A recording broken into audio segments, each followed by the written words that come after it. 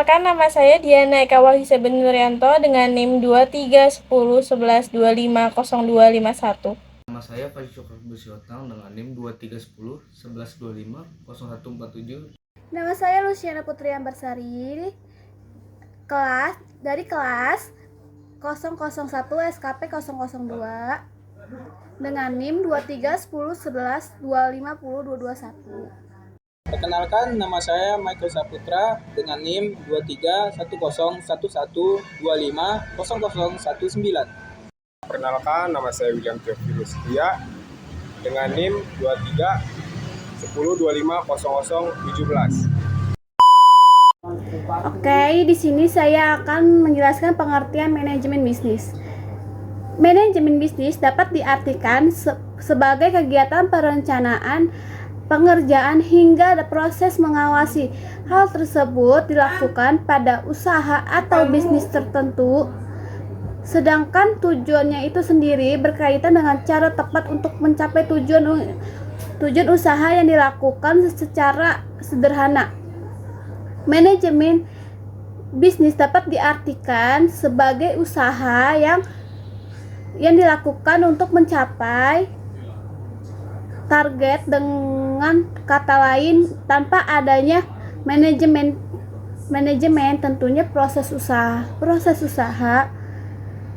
yang dilakukan pun tidak akan mencapai target.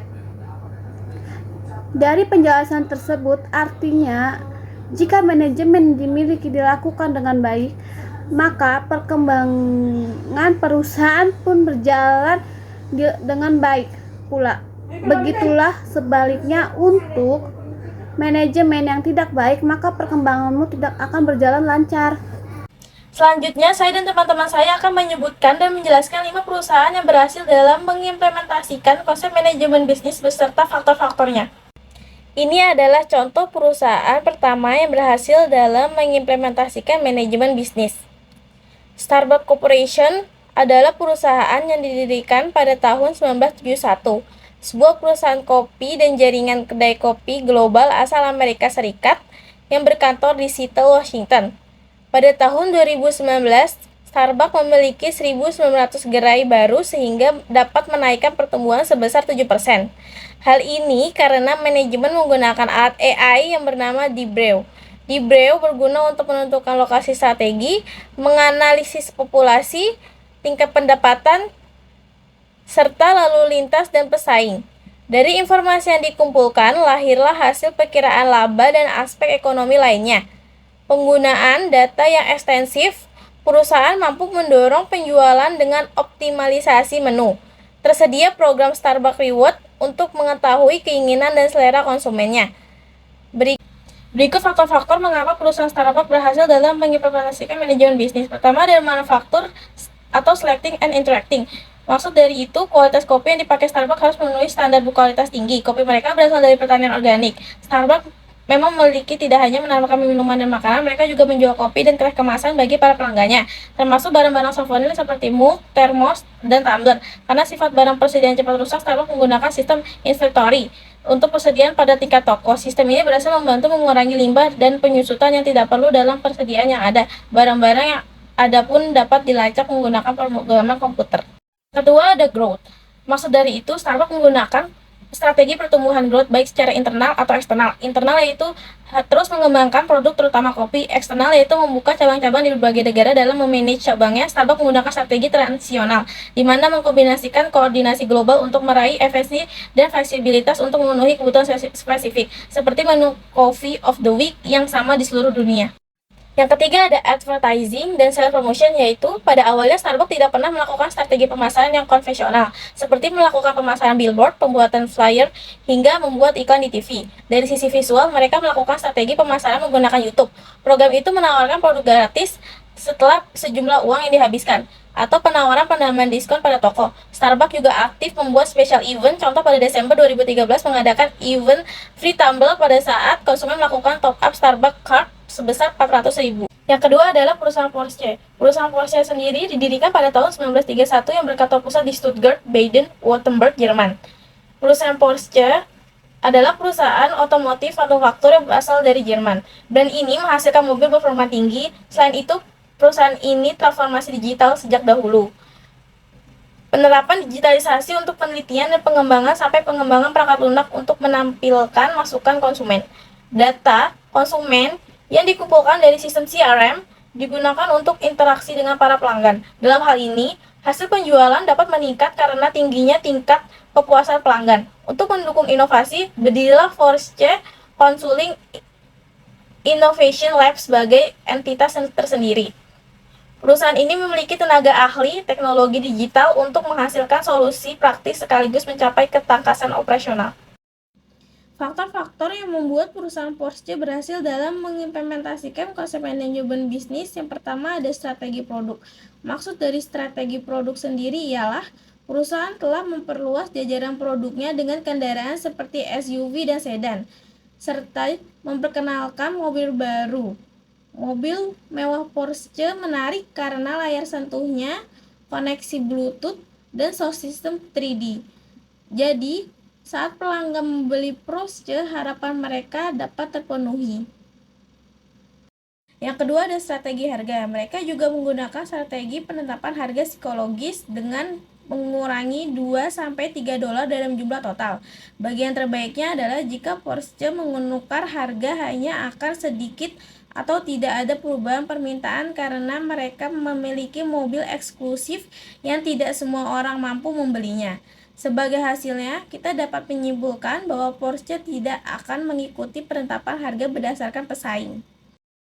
Yang ketiga ada strategi promosi atau pemasaran. Mereka melakukan promosi offline melalui majalah, billboard, dan sarana lainnya. Oleh karena itu, mereka menerapkan strategi pemasaran di atas garis dan di bawah garis. Selain itu juga, selama gempa bumi tahun 2011 di Jepang, Porsche menyumbang bantuan sebesar 2,5 juta dolar.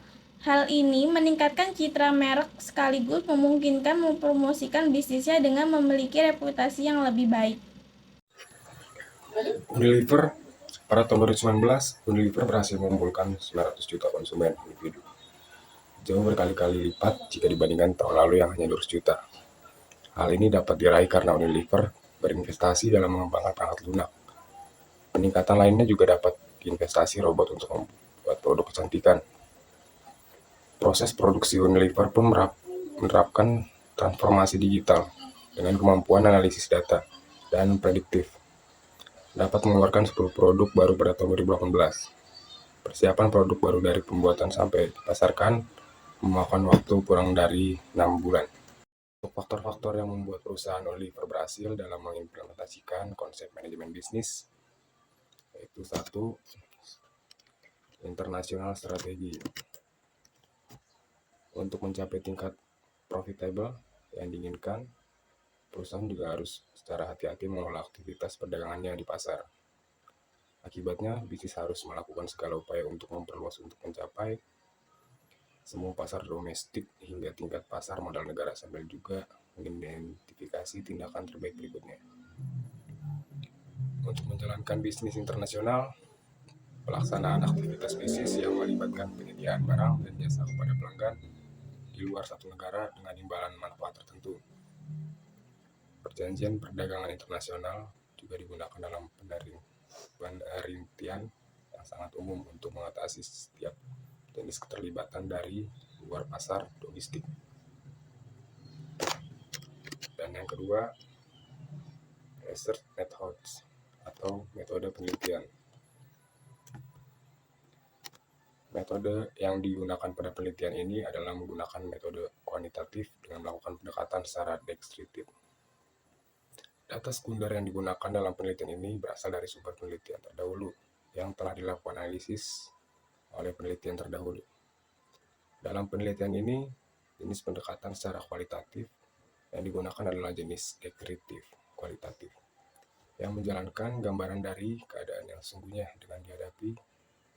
Selain itu, penelitian ini juga didukung dengan adanya penerapan secara teknik observasi, yaitu mencari sumber-sumber data yang berasal dari penelitian yang sebelumnya, seperti jurnal, buku, dan berita yang dia dapat. Yang ketiga, kompetitor analisis atau analisis pesaing.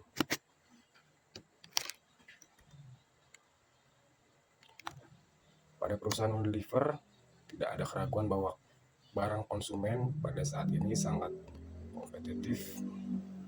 Beberapa perusahaan besar bersaing sengit untuk mencapai pasar global.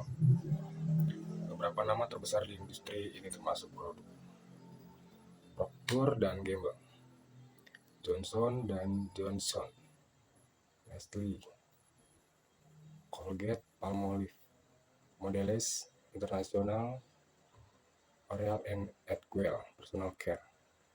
Semuanya bersaing dengan Unilever. Ada juga banyak nama lain di bidang ini, misalnya Tyson Foods, JBS, Danone, Kimberly, Clark, Kellogg, Henkel, Brazil Food, dan Estée Lauder adalah beberapa yang harus dipertimbangkan Unilever saat merencanakan tampang strategis kompetitif. Selain pemain utama di pasar, Unilever memiliki banyak pesaing yang lebih kecil yang bersaing dengan dalam ruang produk yang sempit dalam spesifik. Dan yang keempat, current strategi atau strategi saat ini.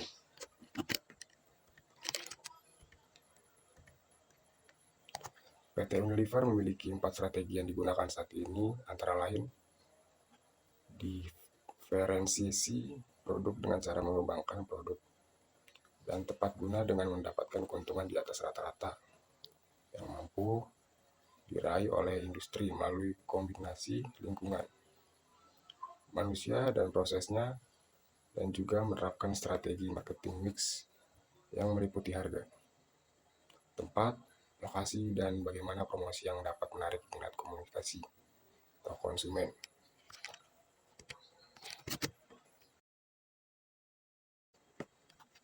IKEA dapat menjadi contoh bagaimana perusahaan lama berhasil melakukan transformasi digital. Bentuk yang ditawarkan adalah pengalaman belanja omnichannel dan memperkuat posisinya dengan e-commerce. Perusahaan asal Swedia ini membiarkan konsumennya memakai augmented reality untuk memilih furnitur sebelum melakukan pembelian. Caranya dengan melakukan akuisisi Biomedical Lab, perusahaan teknologi 3D dan AI untuk membantu pengguna IKEA menemukan orang untuk merakit furnitur. Fitur teknologi 3D dan AI memungkinkan pengguna menunggu gambar yang otomatis muncul dalam 3D. Demikian, calon pembeli dapat menukarkan barang Ramadan baru. Faktor-faktor yang membuat perusahaan IKEA berhasil dalam mengimplementasikan konsep manajemen bisnis. Posisi strategi. Untuk mencapai tujuan ini, IKEA melakukan riset pasar untuk memahami profil konsumen dan membutuhkan mereka. Dari sini, IKEA mendapatkan mengidentifikasi segmen pasar yang paling menjanjikan dan memfokuskan upaya pemasarannya pada segmen tersebut. Dan yang kedua, rangkaian produk yang dioptimalkan.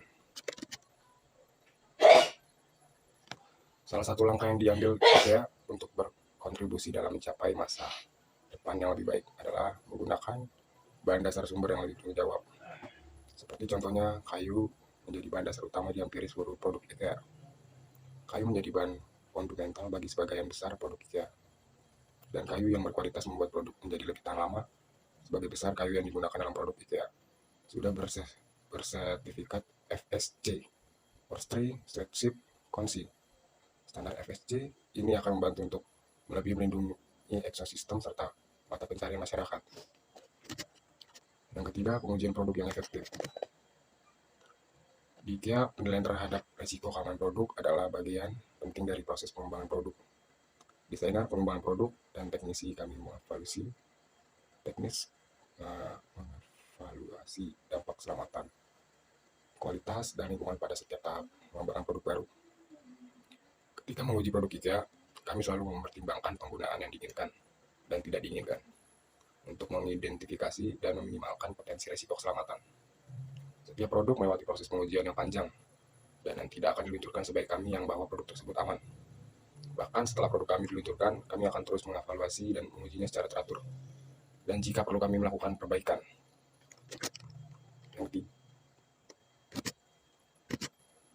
Yang ketiga, pengujian produk yang efektif.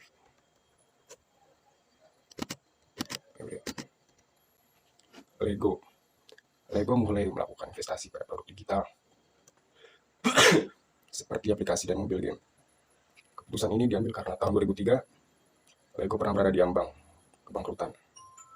Lego melakukan eksperimen dengan 3D printing, mengajak konsumen untuk membuat produknya sendiri. Sembari itu, perusahaan terus mengembangkan blok serta menambahkan sensor dan elemen canggih lainnya. Aplikasi digital Lego mendukung pengenalan visual untuk menerjemahkan gambar menjadi model Lego. Untuk mengajarkan coding pada anak-anak, Lego melahirkan aplikasi Lego Bot. Hasilnya perusahaan ini masuk dalam 500 meter paling bernilai berdasarkan brand finansial global. Berikut faktor-faktor yang membuat perusahaan Lego berhasil dalam mengimplementasikan konsep manajemen bisnis. The challenge Lego face. 1. Recognizing the need for change. Focusing on the core product. 1. Simplifying the product range. Expanding into new market. 1. Building a global presence. Leveraging digital and connecting marketing. 1. Engaging with fans online. Yang kedua, The Lego Ideas Platform. Selanjutnya, saya akan menjelaskan 5 perusahaan yang gagal dalam mengimplementasikan manajemen bisnis. Hampir semua orang kenal dengan Nokia. Namun seiring berkembangnya zaman, Nokia terlalu fokus pada pembaruan perangkat keras yang membuatnya jauh tertinggal oleh pesaingnya yang mulai meningkatkan perangkat lunak yang lebih canggih. Dapat dilihat, Nokia masih kurang berinovasi yang menyebabkan produk yang mereka jual menjadi kurang laku di pasaran. Hal ini karena ketidakmampuan Nokia dalam memenuhi kebutuhan konsumen. Berikutnya, ada beberapa faktor yang membuat Nokia gagal dalam mengimplementasikan konsep manajemen bisnis. Yang pertama, kurangnya inovasi. Seperti yang dijelaskan tadi, Nokia terlalu fokus pada desain sehingga membuat produknya ketinggalan dalam segi perangkat lunak oleh pesaing-pesaingnya. Yang kedua adalah tidak bergerak cepat. Maksudnya di sini adalah Nokia tidak cepat mengambil tindakan ketika pasarnya mulai menurun. Yang ketiga, adaptasi. Nokia terlalu membanggakan produknya sehingga dia tidak dapat beradaptasi pada era smartphone yang berkolaborasi dengan Android. Yang terakhir adalah saingan harga. Harga yang ditawarkan oleh Nokia cenderung hampir sama terhadap harga smartphone yang jauh lebih canggih. Hal ini menyebabkan konsumen lebih memilih produk lain ketimbang Nokia. Perusahaan yang kedua yaitu Motorola. Sama seperti Nokia, Motorola juga terlalu fokus pada perangkat kerasnya dan tertinggal pada perangkat lunaknya. Hal ini menyebabkan Motorola tidak mampu membaca kondisi pasar dikarenakan penjualan yang menurun drastis yang menyebabkan Motorola hilang dimakan zaman. Selanjutnya kita beralih ke faktor-faktor penyebab kegagalan Motorola. Yang pertama adalah tidak lain dan tidak bukan yaitu kurangnya inovasi. Motorola di kala itu berada di urutan atas pasar smartphone. Namun Motorola tidak dapat mengejar kemajuan teknologi pada zaman itu. Yang kedua adalah pengelolaan yang buruk. Selain ketinggalan zaman, Motorola juga memiliki pengelolaan yang buruk. Dapat dilihat pada saat penjualan yang menurun, perusahaan ini tidak dapat bertindak apa-apa. Ya, dan yang ketiga, gagal beradaptasi. Sulitnya mengejar kemajuan teknologi adalah bukti bahwa Motorola adalah produk yang tidak bisa beradaptasi dengan kebutuhan konsumen. Perusahaan yang ketiga ada dari MySpace. Sebelum kehadiran Facebook mampu melihat banyak orang ketagihan bermain sosial media, sebelumnya media sosial inilah yang menguasai pasar dengan berbagai fitur yang saat itu sangat digemari oleh banyak orang. Namun sayangnya, pertumbuhan Facebook yang makin cepat dan terasa signifikan berhasil mencuri sebagian besar pengguna MySpace untuk beralih menggunakan Facebook, yang menyebabkan MySpace mengalami kerugian yang cukup besar. Walaupun sudah mengubah arah ke media musik dan hiburan di tahun 2011, tapi sayangnya strategi tersebut masih kurang mampu untuk mendongkrak popularitas MySpace. Walaupun sudah mengubah arah ke media musik dan hiburan di tahun 2011, tapi sayangnya strategi tersebut masih kurang mampu untuk mendongkrak popularitas MySpace agar dapat kembali jaya seperti dahulu kala. faktor-faktor yang membuat perusahaan MySpace gagal dalam mengimplementasikan konsep manajemen bisnis. Yang pertama, tidak mengikuti perkembangan pengguna. Yang kedua, kurangnya inovasi. Yang ketiga, lari dari tujuan semula. Yang keempat, penuh birokrasi. Dan yang terakhir, banyak iklan. BlackBerry. Fitur BBM atau BlackBerry Messenger mampu memikat hampir semua orang di era tahun 2010-an karena menawarkan sensasi berkomunikasi dengan cara yang praktis, mudah, dan mampu menjadi tren bagi kalangan anak muda saat itu. Desain BlackBerry yang terkenal dengan bentuk keyboard QWERTY nyatanya tidak mau beradaptasi dengan perkembangan dunia teknologi yang mulai memilih desain layar sentuh untuk produk yang dikeluarkan. Hasilnya, BlackBerry kalah bersaing dan bisa dibilang terlambat saat akan mulai beradaptasi karena alih-alih memungkinkan atau meningkatkan kebutuhan pasar. BlackBerry malah mempertahankan apa yang mereka buat tanpa mempertimbangkan hasil akhirnya. Faktor-faktor yang membuat perusahaan BlackBerry gagal dalam mengimplementasikan konsep manajemen bisnis, yaitu yang pertama, adaptasi yang buruk. Yang kedua, mengabaikan saingan. Yang ketiga, tidak menarik bagi konsumen. Yang keempat, kurang berinovasi. Dan yang terakhir, terlalu membanggakan sistem operasinya. Yahoo. Mungkin sebagian besar orang, nama Yahoo sudah tidak asing lagi di telinga, sebab hampir semua orang menggunakan aplikasi email yang satu ini, khususnya untuk bidang pemasaran online. Namun sayangnya, nama besar yang sudah didapatkan oleh Yahoo membuat mereka meremehkan peluang untuk memasukkan mesin pencarian dan lebih memilih hanya berfokus pada menjadi perusahaan terbesar di bidang media, sehingga Yahoo melewatkan beberapa peluang penting yang seharusnya bisa menunjukkan perusahaan tersebut.